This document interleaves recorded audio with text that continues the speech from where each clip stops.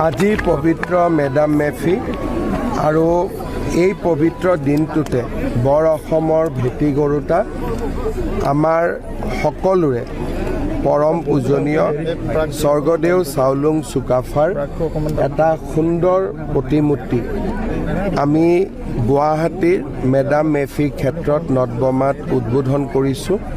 এটা গৌৰৱৰ দিন, সৌভাগ্যৰ দিন।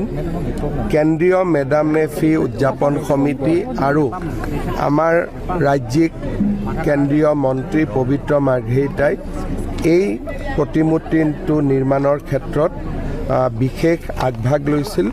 মই তেখেতসকলকো ধন্যবাদ জনাইছোঁ আৰু আজিৰ এই পবিত্ৰ দিনটোত আমাৰ পূৰ্বপুৰুষসকলৰ প্ৰতি মই মোৰ শ্ৰদ্ধা নিবেদন কৰিছোঁ। গুৱাহাটীত এটা সম্পূৰ্ণ অৱয়ৱৰ যিধৰণে আমি চুকাফাৰ প্ৰতিমূৰ্তি উজনি অসমত দেখা পাওঁ, গুৱাহাটীত নিশ্চিতভাৱে এটা অভাৱ আছে।